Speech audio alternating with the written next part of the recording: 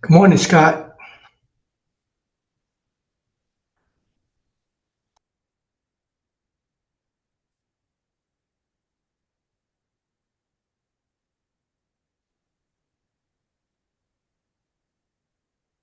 I did not get a proxy from Gina, but I did get a email notification that Superintendent Parker accepted the meeting invite, so perhaps he'll be joining us here today.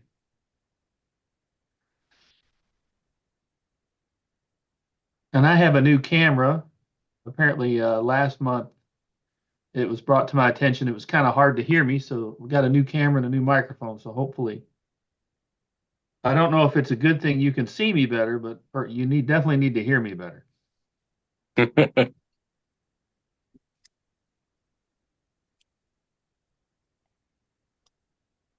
Judge Covington, I'll send you some dates so we can try to um, formalize a date that will work to get those parties involved for the regional project and all that together, okay? No, we'll look for them and try to get that on the books. Okay, because we need to get that to, and I'm going to see if I can talk to Lucas Witt or even Jack or somebody to actually see if we can get them to get Senator Knoll involved in that. If that's okay with you. Nope, that'd be great. Okay, thanks.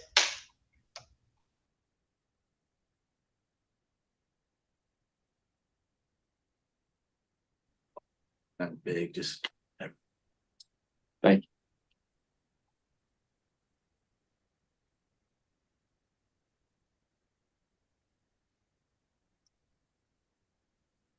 I spoke with Superintendent Parker yesterday, and he indicated, I think he indicated he'd be on with us today. Yeah, there he is. Hello, Superintendent Parker. Hey, long time no see, everybody. Yeah, Yeah. nice to see you. Yep, sorry, just got off another Zoom or Teams meeting, I guess. Not a problem. Always glad to see everybody. So that gives us a quorum, and we can call this meeting to order if everybody's good with that. This is the Georgetown Scott County Revenue Commission meeting for Wednesday, August 28th, 2024. And let the record reflect that Superintendent Billy Parker, Mayor Bernie Jenkins, and myself, Joe Pat Covington, are in attendance, as well as staff from the Revenue Commission, Scott Hall. And I will move on to number 3, approval of minutes from last meeting, 7/24/24. Any questions or comments related to those minutes? Can everybody see the minutes? Yes. Yes, sir. Yes, sir. I make a motion to approve the minutes as written. I'll second that. We have a motion and we have a second. Any other questions? All those in favor, please say aye. Aye. Aye. Any opposed? Motion passes. Thank you very much. We will move to number 4, and we'll turn that over to Scott. All right, we have 2 penalty and interest abatement requests this month. Can everyone see that screenshot? Yes. All right. Yes. All right, so we have 2 taxpayers here. Taxpayer A is requesting abatement of city, county, and school net profit tax penalties totaling $75, which of course, as you can see, there's 25 per jurisdiction. Taxpayer in the state indicates that they began using a new tax professional for their 23 net profit returns who misunderstood their business. Additionally, a letter from the taxpayer's new tax professional also indicates that they misunderstood and were not made fully aware of the taxpayer's business apportionment for 2023. So essentially, you have the taxpayer blaming the tax professional and the professional kind of blaming the taxpayer. At any rate, per our penalty and interest policy, the actions of an employee or tax preparer do not constitute reasonable cause for abatement. So our recommendation is to deny this request of $75. The second one, the taxpayer is requesting abatement of city, county, school net profit tax penalties and interest for tax years 2020 to 23, totaling $316.79. The taxpayer and their tax professional both indicate the taxpayer was unaware of net profit tax filing requirements on rental property. Again, per our PIA policy, ignorance of the tax laws or tax filing requirements does not constitute reasonable cause, and therefore our recommendation is to deny this request as well. Any questions on either of those? No question from me. Would there be a motion to accept staff recommendations on both of these? So moved. I'll second. Motion and a second. Any other questions or comments? All those in favor, please say aye. Aye. Any opposed? Motion passes. Scanning and digitation project update, John. Yes, sir. That's coming along quite nicely. We are currently just shy of 6,000 of our files completely digitized. Pam and Ray have been working extremely hard on getting all those organized. And we're also really close to being able to automate our withholding processing and have those automatically imported into our FileMaker system, process the payments, all that, and then generate a report for the analysts to know which filings need additional attention, notices such as short filing, stuff like that.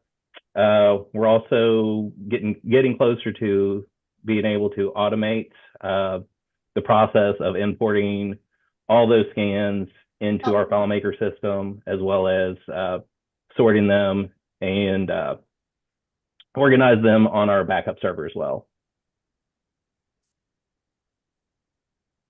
That's great news. I know that's a lot of work, but once it's done, it's very nice. So yeah, it's going to make our lives a lot easier, especially for the analysts. They'll be able to really dig into that tax gap we're trying to close. Absolutely. Any other questions or comments?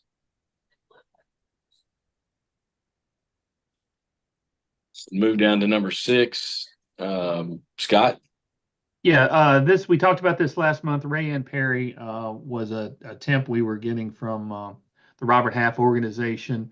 We were able to convert her over. Now she joined us officially as of August 12th. It's a pretty seamless conversion. As I mentioned last month, Robert Half took care of us on that. There was no conversion fee. Typically there is. So that was a big help. She's working out great. We've got her onboarded, and just a verbal update there that is now complete. Very good. Guess we'll move on to number 7 here, the General Counsel and Tax Compliance Analyst Search Update. We have completed all the interviews. It went very well. We have made an offer to both. We are still negotiating on the General Counsel, but the Compliance Analyst has accepted our offer. And it's, of course, as always, it's a conditional offer, conditional on background check and drug screen results, which we should have hopefully by the end of this week. So we're hoping to, at that point, then she'll give her notice and we'll establish a start date. Hopefully it'll be in time for her to attend basically new hire training at COLA, our state tax conference, which happens next month. Which is kind of a nice segue into number 8 there. Our COLA state tax agency training is the 18th, 19th, and 20th, Wednesday, Thursday, and Friday. It's in Newport, Kentucky this year. I'll be there all 3 days. John will be coming up one day. But we are requesting permission to close the office for training on Friday, the final day, because most of that day will be occupied with a group that we're bringing in. I think they're from the Cincinnati area to go over how to deal with angry customers and customer service and de-escalation and things of that nature. We've been trying to get that done at COLA for years. Finally got a good group, so we were requesting permission to close the office on that day so that everyone can go up and attend. It'll just be some mileage reimbursement, maybe some parking costs where we're going to be at the Aloft Hotel down there in Newport. So, or up there, I should say. And we've got, money in our budget to reimburse for that. So just would like to put that out for approval. I'll make that motion to approve. I'll second that motion. We have a motion. We have a second. Any other comments? All those in favor, please say aye. Aye. Aye. Any opposed? Motion passes. Scott, let me know how that works about how to deal with angry people. Okay, because you write that book, let me know how that works out, because I'm sure the rest of us can figure it. Well, I tell you, We'll input on that. after the 20, we'll be sure to get their contact information. If it's as good as we think it's going to be, we'll definitely share it with everybody who'd like to have it. Yeah, I think we can all use some tips and pointers on that. It's wow. Yeah. That's good news though. You get that, it's timely to have that training for your new staff person, and it just kind of fits together well. Yeah. So we'll move to number 9, request for approval, proceed with renovation, review and discussion. Scott? Yeah, so we talked about this at a prior meeting. We're going to be getting as with the digitization process, we're going to be getting these file cabinets out of here. That's going to open some space up, and we're going to need to build an office for the general counsel and some relatively minor renovation work, and then some data drops and electric drops for a couple of extra cubicles. So I have the quotes in on that, and I'd like to share those with you. So the first one here, this is the general contractor that we used 3 years ago to renovate this space that we currently occupy. And this is the proposal to do that work. I'll just kind of remind you here. Can everybody see the diagram? Yes. Yeah. Okay. All right. So this is what I shared in the prior meeting. Superintendent Parker, you've not seen this, but essentially what we're going to do is build an enclosed office here for our new general counsel. Or we're not sure. John may take this and the general counsel may go over here where Jessica used to be. We'll also have a space here for an extra cubicle and furniture, and same thing out here. This space is already empty. So that just kind of a quick reminder for you there. But the first proposal here for the contractor's work, it's all broken down here. It was attached to what I sent out Friday. It's $18,882.05. So we'll be requesting approval to proceed with that. And as we typically do, and our auditors prefer that we do, when we have a large expense like this, we'll do a separate deposit, because this is not in our budget, a separate deposit to cover this particular expense for the renovation. So that's the first piece of it. Any questions on that? No, sir. None by me. Would there be a motion to approve that recommendation for DCMS? There's, So moved. So we have a motion. Did I hear a second? yeah, that's second. So all those in favor, please say aye. Aye.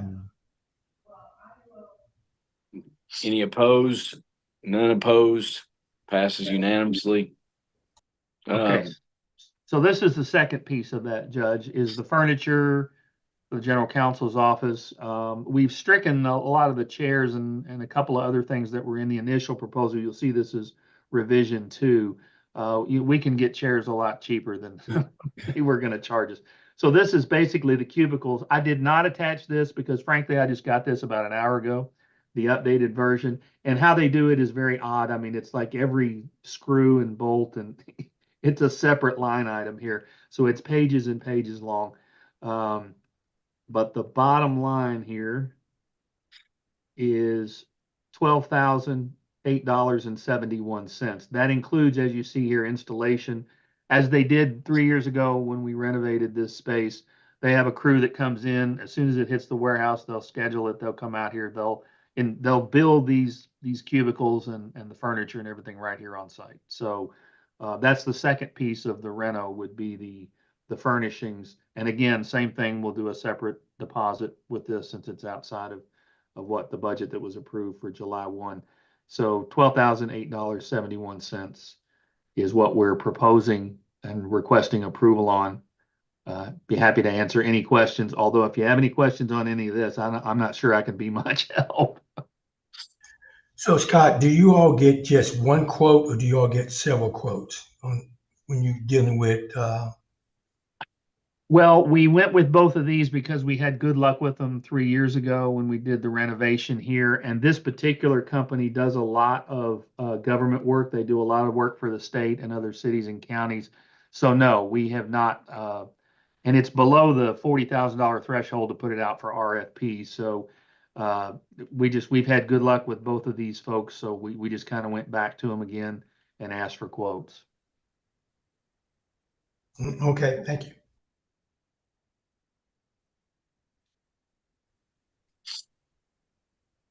I don't have a problem with making a motion to approve.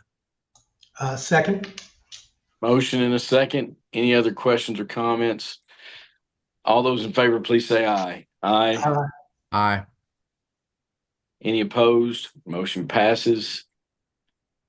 That moves us on down to KCGC 13 layers contract. Yes, we also talked about this at the last meeting, and I know, Judge, you're familiar with this because Scott County is transitioning, or maybe now you've completely transitioned to the KCGC cloud in Madison County. We have a proposal on that as well. They will not only will we be a part of that, but we'll take advantage of 13 layers, providing all those layers of additional layers of cybersecurity, and also being our new MSP. To handle all of our basic IT needs as well. So we thought this was a very reasonable quote. There is some upfront cost, $18,570.20 for the thin clients. This is going to really be a modernization effort that we've been looking forward to for a long time. It'll allow us to provide remote work. We'll have the backup of the Madison County data center cloud as well.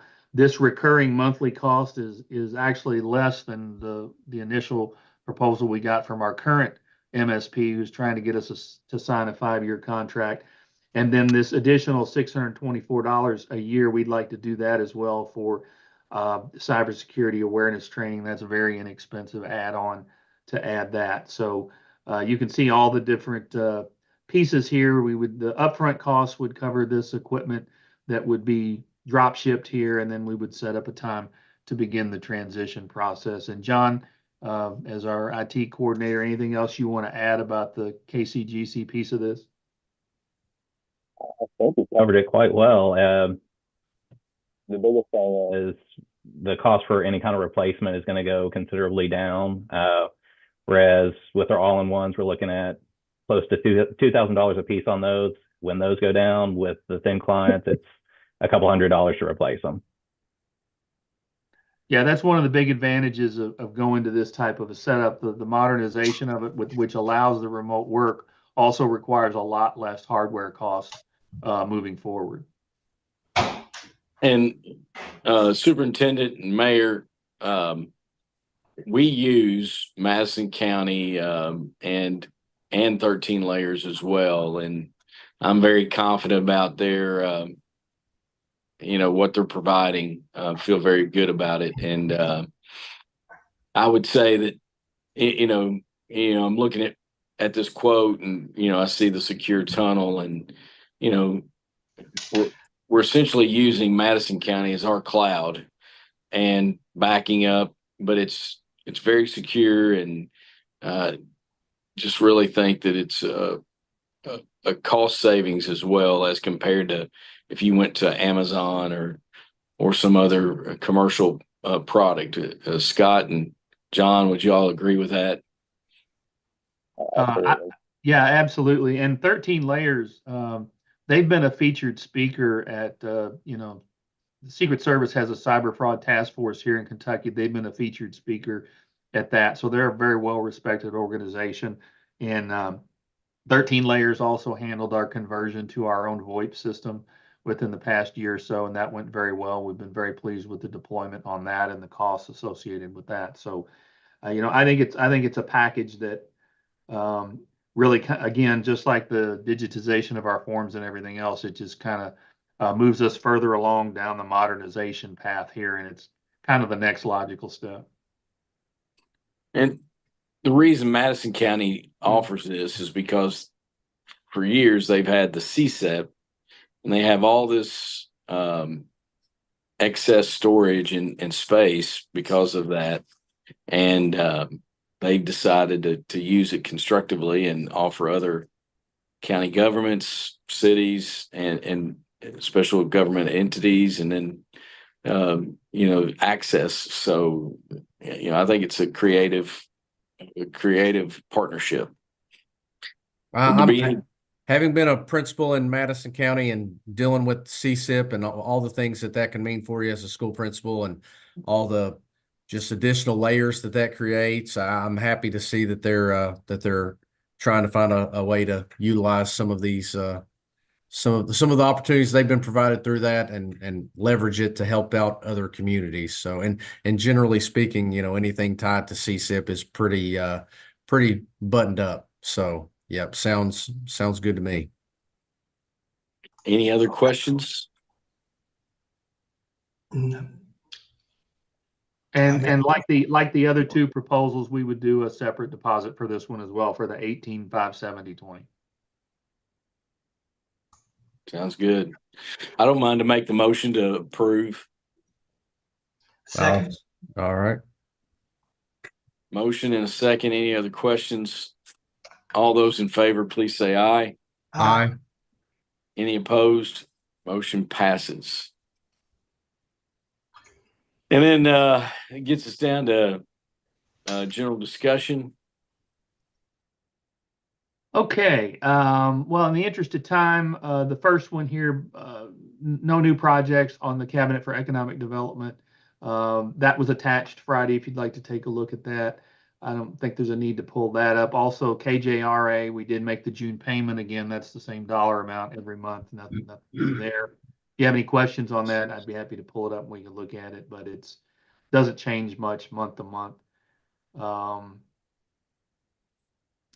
Third bullet point here, DHS CISA, our remote penetration testing window with them, which is a free service they offer since we're local government, opened August 12th. And John, I'll let you talk about what's going on with that. Absolutely.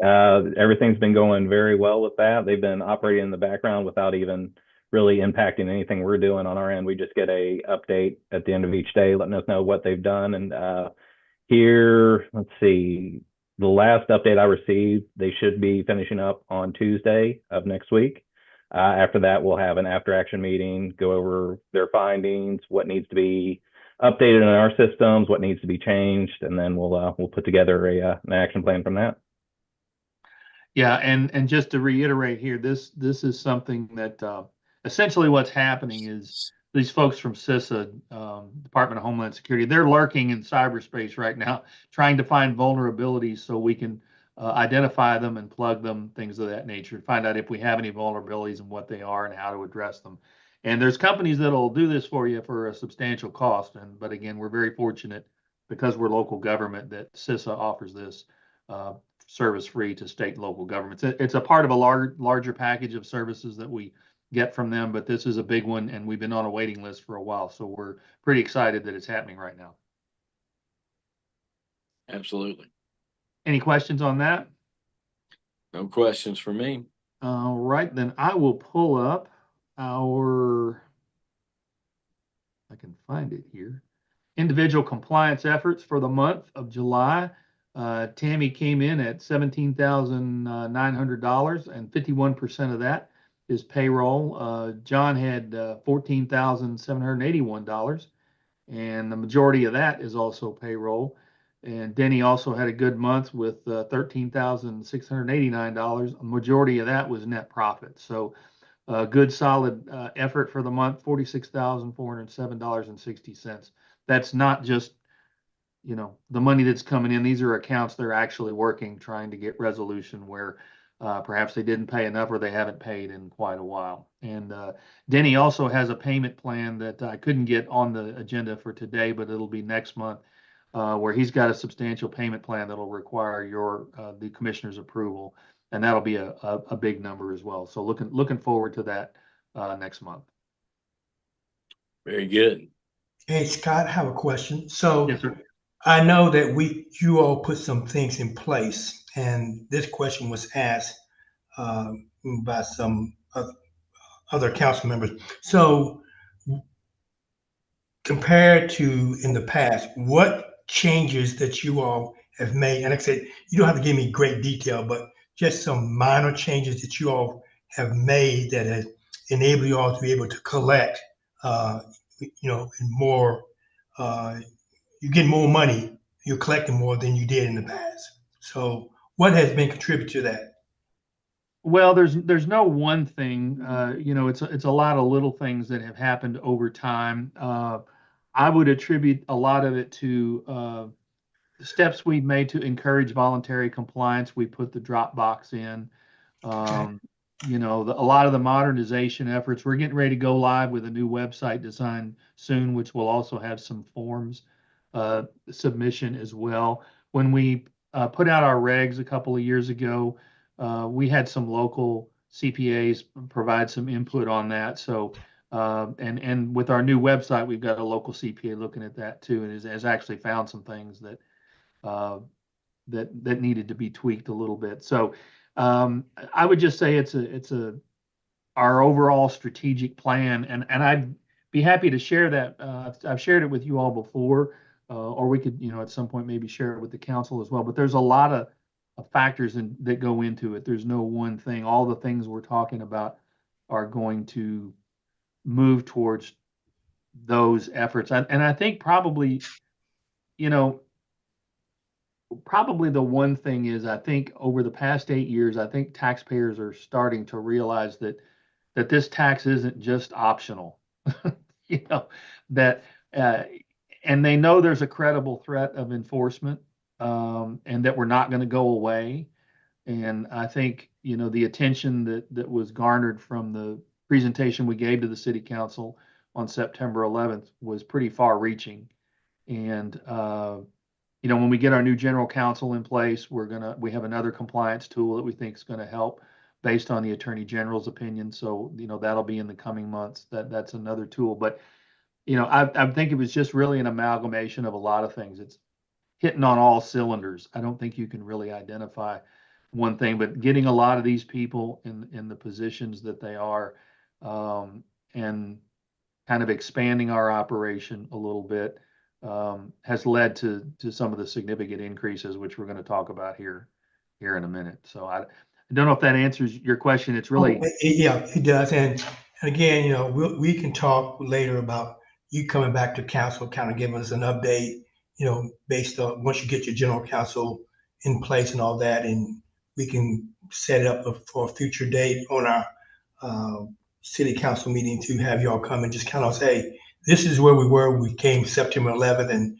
2023. Here's where we are now. And you can see the difference in how much we collected and some of the things we have done to enhance our collection procedures. And hats off to you all, because you all have done a great job, closing accounts that really wasn't active anymore, shoring that up, and other things has led to, a banner year. I think what y'all said, the biggest collection in history, I think, at almost 60 million. That's great. I mean, I can see why people are calling you all up to ask, hey, how do you all, get the revenue from that? So that's important for all these three different agencies. Yeah, and I think, and I appreciate it. Thank you for the kind words, Mayor. And yeah, the strategic plan portion of it, the way that slide deck is set up, is like, here's what we've implemented and here's what we still want to implement, because there's 9 what we call POAs, performance outcome areas, in our strategic plan. And so it'll kind of be, well, this is what we've done, but this is what we still need to do to kind of give you where we are in the process. And also, I'm glad you brought this up. I know Judge Covington has State of the County coming up, and I think your State of the City's in October. Is that correct, Mayor?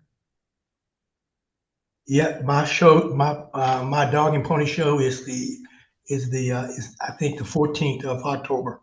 Okay, well, I've already shared some of these stats with the judge for his, so I don't know who's putting that together for you, Sarah, Devin, whoever. Just send it to Devin. Just send it to Devin. Yeah, anything you need from me, anything you want, if you just need to update whatever you used last year, that's fine. Just get with me anytime. We'll get you that information.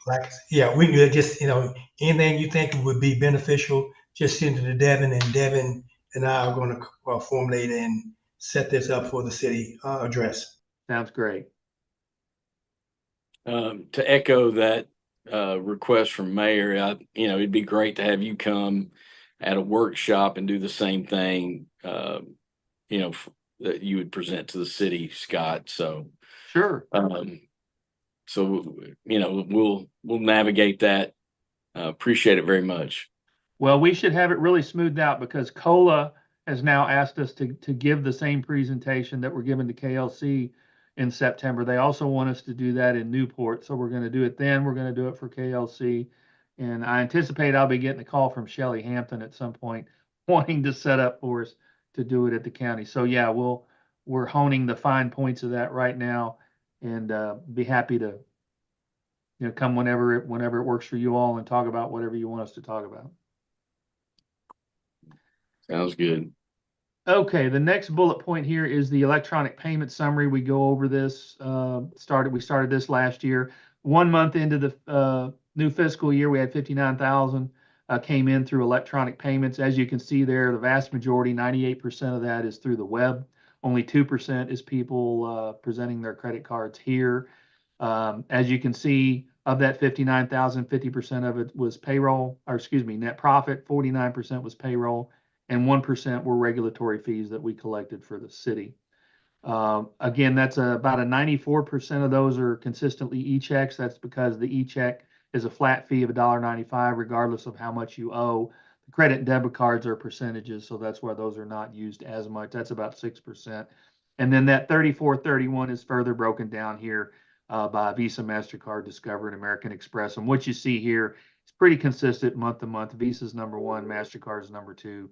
And then we just get a few Discover and American Express every once in a while. So that's how we've started out there. And last month, I think I presented where we ended up the fiscal year, maybe the month before, and it was 1.3 million is what we collected the last fiscal year through electronic payments, and 98% of that is over the web. So just to kind of give you a little sense of down in the weeds here at the Revenue Commission, how that works. Any questions on that? None for myself. Yes, sir. Okay, so that brings us to our monthly collections. Boy, did we have a heck of a July. I sent out some emails on this. We had a $14.7 million month. That's how much money we put in the bank for the city, county, and school board. I don't think we've ever gotten anywhere close to that in the 20-year history of the Revenue Commission. I can tell you for sure, not in the 8 years I've been here. Which is, so as we've started here, the first month of this new fiscal year, we're $9.3 million over the same month last year. That's because we had 2 very large deposits. One was on July 18th for about $7.7 million. And that was net profit. Net profit estimated payments. So that's one of our local companies that apparently is having a very good year. And we've never had anything like that on that size in the 8 years I've been here. And then 4 days later, we got a large payroll payment from one of our larger employers that was also quite a bit more. It was 4.3 million. I think it was 2.5 million last year in July. So it just created a super huge month. You can see the city was up 3.8 million, county's up 3.8 million, school board's up 1.7 million. Huge increase. So that's we're off to quite a start there. And now this time next year, we'll have a lot of fun trying to explain to you why we're down $9 million compared to this year. But that's kind of that's quite an anomaly, but we're happy to have the revenue and have it come in. But wow, what a month. We will not say no. And since this is the first month of the fiscal year, I can bring up the quarterly collections, but it's the same data. I mean, there's no cumulative data to add to that. We'll start, presenting that again next month if that's okay with everybody, because it's not going to be any different than this. Because for this fiscal year, we've only got 1 month of data to share with you. For the month of July, we had 114 new accounts open, only 22 closed. That compares with 87 and 100 for July in 2023. That puts us right now at 764 new accounts open and 400 closed. As you can see, when you compare that to the same 7 months last year, we were at 969. So we're about 205 down on the new, but also we've closed 58 fewer accounts than we had this time yet last year. But the interesting number here is the 109, 109 new accounts per month is what we're averaging for the first 7 months. If that average holds up for the remaining 5 months, we will likely break 1,300 new accounts again this year. I doubt that we'll break the 1,398 that we had last year, but if that holds up, we'll probably exceed 1,300 new accounts again this year. So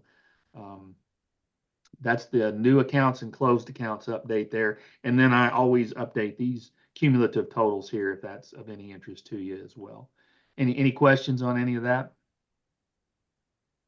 Fabulous.